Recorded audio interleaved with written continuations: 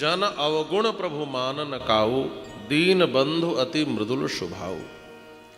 हमारे यहां श्री वैष्णव में अकारत्रय का बड़ा महत्व है। 3 अकार का बड़ा महत्व है, तत्वत्रय का बड़ा महत्व है। ये 3 अकार कौन कौन से हैं? ये 3 अकार हैं अनन्य शेषत्व, अनन्य भोग्यत्व और अनन्यार्हत्व। इन तीनों का बड़ा महत्व है। अनन्य शेषत्व का तात्पर्य है हम भगवान के शेष हैं। शेष शब्द के 3 अर्थ होते हैं व्याकरण में। शेषे व सर्पे शिष्टे च शेषे परिकरे तथा। शेष माने सर्प, शेष माने अवशिष्ट और शेष माने सेवक। परिकर को भी शेष कहा जाता है। और हमारे यहाँ श्री वैष्णव में शेष शेषित्व भाव ही है। भगवान नारायण हमारे शेषी हैं और हम सब उनके शेष हैं। इसीलिए जो अनंत हैं, जो भगवान के सबसे बड़े सेवक हैं, उनका नाम ही शेष है। उनसे बड़ा भगवान नारायण का कोई सेवक नहीं है, इसलिए उनको शेष कहते हैं। और दूसरा, महाप्रलय में जब सब कुछ नष्ट हो जाता है तो भगवान के बाद जो शेष बचता है वह वही है, इसलिए भी शेष है। और सर्प हैं इसलिए भी शेष है। तीनों अर्थ उनमें घटित होता है। शेषे वशिष्ठे सर्पे च शेषे परिकरे तथा। हम भी मात्र भगवान के ही सेवक हैं। यह अनन्य शेषत्व होना चाहिए, अन्य किसी के नहीं, भगवान के। और दूसरा भाव कहा अनन्य भोग्यत्व। हम भगवान के भोग्य हैं, भगवान हमारे भोक्ता हैं। और समस्या तब होती है जब हम स्वयं को भोक्ता मान लेते हैं। भगवान भोक्ता है। अच्छा, हमारे यहाँ एक शब्द का प्रयोग होता है, भगवान को भोग लगाया जाता है। आप विचार करते होंगे कि भोग शब्द का तात्पर्य क्या है। यह सब कुछ भगवान का भोग ही है, जो भगवान के योग्य है। हम भी भगवान के ही भोग हैं, भगवान हमारे भोक्ता हैं। यह जीवन भी भगवान के लिए ही हमें मिला है। ध्यान से समझना और गंभीरता गहराई से समझना। हम भगवान के भोग्य हैं। हमारा जीवन उनके प्रति अर्पित हो जाए, यह अनन्य भोग्यत्व है। न हम भोक्ता बने, न अन्य किसी के भोग बने, भोग्य बने। हम भगवान के ही भोग्य हैं। और तीसरी बात, अनन्य भोग्यत्व। हम भगवान के भोग्य हैं। और तीसरा आकार क्या है? कहा अनन्यार्हत्व। अर्ह माने होती है योग्यता, अर्हता जिसको कहते हैं।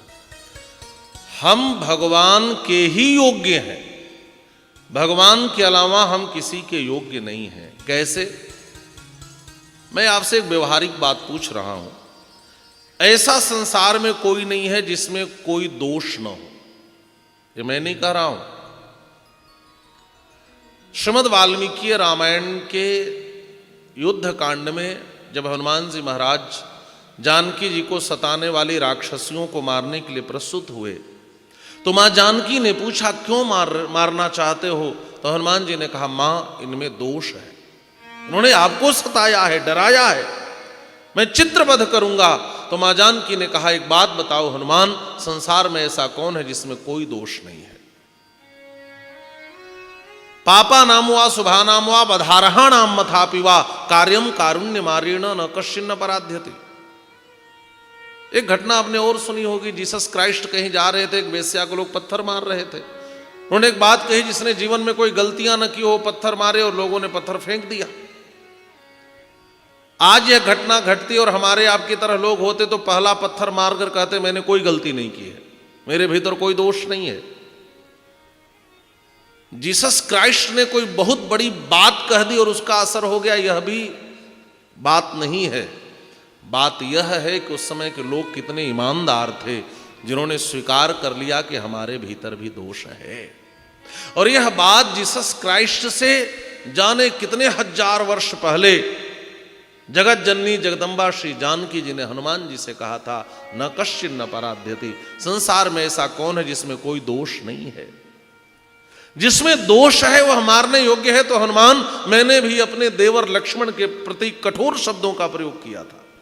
मानसकार तो निकल गए, मरम वचन जब सीता बोला, हरि प्रेत लक्ष्मण मन डोला। लेकिन महर्षि वाल्मीकि ने लिखा है जानकी जी ने क्या कहा था, सुदुष्टस्त्वं वनम एकम एकमेकोनु गच्छति मम हेतु प्रतिच्छन्न प्रयुक्तो भरतेन वा। तुम तो चाहते ही हो कि राम की मौत हो जाए लक्ष्मण, तुम मुझे पाने के लिए मेरे पीछे पीछे आए हो। अनार्य करुणारंभ नृशंस कुलपांसन, अरे अनार्य, अरे करुणारंभ, अरे नृशंस, अरे कुलपांसन, ऐसे ऐसे शब्दों का प्रयोग किया। दोष तो सब में हो सकते हैं, तो क्या दोषी मारने के योग्य होता है? नहीं नहीं, हम आर्य हैं और आर्यों का कर्तव्य है करुणा करना। कार्यम कारुण्य मार्येण न कश्चिन न पराध्यति। और हमारे आचार्य कहते हैं, हे जगत जननी जानकी जी, आपने राम जी की सभा को छोटा सिद्ध कर दिया। राम जी ने तो उसको शरण में लिया जो शरण में गया, चाहे वह जयंत हो चाहे विभीषण हो।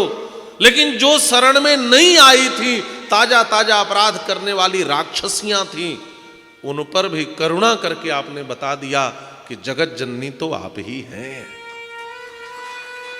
मातर मैथिली राक्षसी तदई वार्द्रा पराधास्त्वया रक्षन्त्या पवनात्मजाल लघुतरा रामस्य गोष्ठी कृता। काकम तम च विभीषणम शरणमित्युत्तिक्षमौ रक्षतः सानः सांद्र महागसः सुखयतु क्षांति तवाकस्मिकी रामस्य गोष्ठी लघुतरा कृता। तो संसार में ऐसा कौन है जिसमें कोई दोष न हो? ऐसा कोई है जो कह दे मैंने कोई गलती नहीं की है, मेरे भीतर कोई दोष नहीं है? और एक बात और आप समझ लें, आपके घर वाले आपके सारे दोष को जान लें तो क्या आपको स्वीकार कर पाएंगे? ये बड़ा कठिन है। हमारे अपने लोग, हमारे परिवार के लोग भी हमारे सारे दोषों को जान लें तो शायद वह स्वीकार न कर पाए। अच्छा, एक बात और आप बताएं, संसार में ऐसा कौन है जिसके दोष को भगवान न जानते हो? भगवान से किसी का कुछ भी छिपा हुआ है क्या? लेकिन हमारे सारे दोषों को जानने के बाद भी यदि हमें कोई स्वीकार कर सकता है तो एकमात्र भगवान ही हैं और कोई नहीं कर सकता। कोई नहीं कर सकता। तो अनन्यार्हत्व का तात्पर्य है हम भगवान के ही योग्य हैं। और संसार में हमें कोई हमारे सारे अपराधों के साथ, हमारे सारे अवगुणों के साथ, हमारे सारे दोषों के साथ हमें कोई स्वीकार नहीं कर सकता। कोई कर सकता है तो भगवान ही है। संस्कार मिटते नहीं हैं। गुणनिधि के कुछ पूर्व जन्म के अवगुण तो विराज ही रहे थे, लेकिन बाहरे भोलेनाथ उस अवगुणों को भी छुपाया और कहा, देवी इनकी दृष्टि तो मां की तरह, पुत्र की दृष्टि है, जैसे कोई पुत्र मां को देखे। बचा लिया। इसी को गोस्वामी पाद भी कहते हैं, जन अवगुण प्रभु मानन काऊ, दीन बंधु अति मृदुल स्वभाव। एक बार आप भगवान के हो जाओ तो भगवान आपके अवगुणों पर ध्यान नहीं देते, आपको स्वीकार कर लेते। और एक बार ठाकुर जी आपको स्वीकार कर ले, फिर आपके जीवन में अवगुण आ ही नहीं सकते। बस एक बार हमारी स्वीकृति हो जाए, और यह स्वीकृति तब होती है जब सच्चे अर्थों में हम शरणागत हो जाएं। हम शरणागति कर ले महाराज।